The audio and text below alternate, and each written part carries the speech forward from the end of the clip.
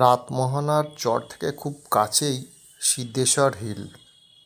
সেই উদ্দেশ্যে আমাদের চলা শুরু হলো। সিদ্ধেশ্বর হিলের যে পথটা দেখছেন, এই পথটা খুবই কণ্টকময়।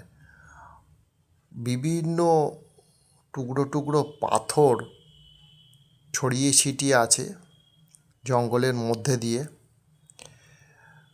কম করে হাফ কিলোমিটার ওপরে উঠতে হবে। এই পাহাড়টার উচ্চতা প্রায় 1100 থেকে 1200 ফুট হবে।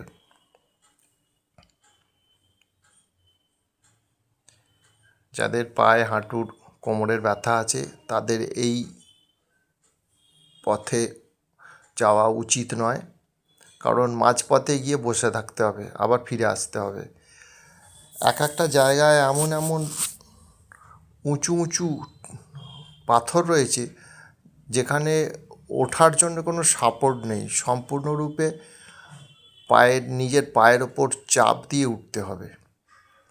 বয়স্ক মানুষদের এই পথে যাওয়া উচিত একদমই নয়। তবে এই পাহাড়ের দৃশ্য উপভোগ করার মতো। এত সুন্দর গ্রিন ফরেস্ট, চারিদিকে উঁচু উঁচু পাহাড়। সর্বোচ্চ যে উঁচু পাহাড়টা দেখেছি, এইটা মনে হয় 3000 ফুট উঁচু হবে। এই পাহাড়টার ঠিক ডবল উঁচু। এই যে রাস্তাটা দেখছেন, এই রাস্তাটার ডান দিকটা সম্পূর্ণরূপে একদম খাড়াই নেমে গেছে, আর বাঁ দিকে এই কিছু ছোট ছোট গাছের সাপোর্ট আছে, ওইগুলো ধরে ধরে উঠতে হয়।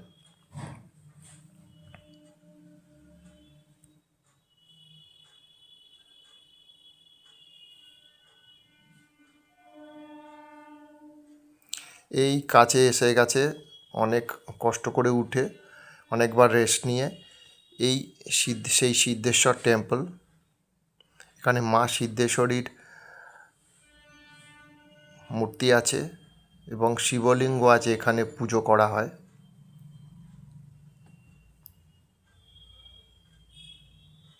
ওপরটা যথেষ্টই, ওয়েদারটা শান্ত এবং ঠান্ডা।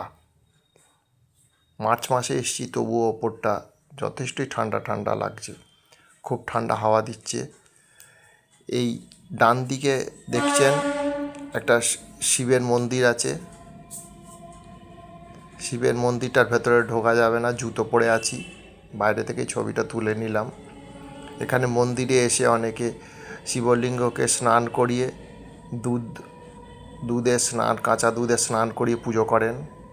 এখানে নন্দীর বসে আছে। এই জায়গা থেকে একটা 360 ডিগ্রি প্যানোরামিক ভিউ ঘাটশিলা শহরের দেখা যায়।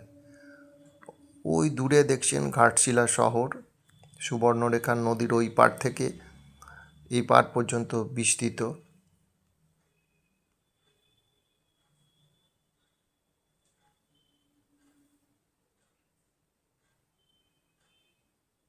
পুরো সবুজ অরণ্যে ভরা এই পাহাড়। পাহাড়ে ওঠার সময় জনমানব শূন্য মনে হচ্ছিল। এই যারা উঠেছেন তারাই এক এক করে ফিরছেন, আর কেউ নেই।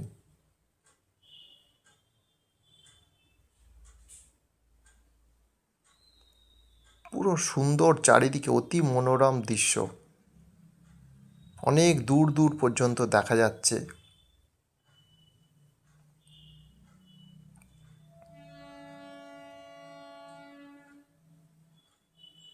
পাখি ডাকছে, গাছের ওপরে কিছু পাখিও আছে।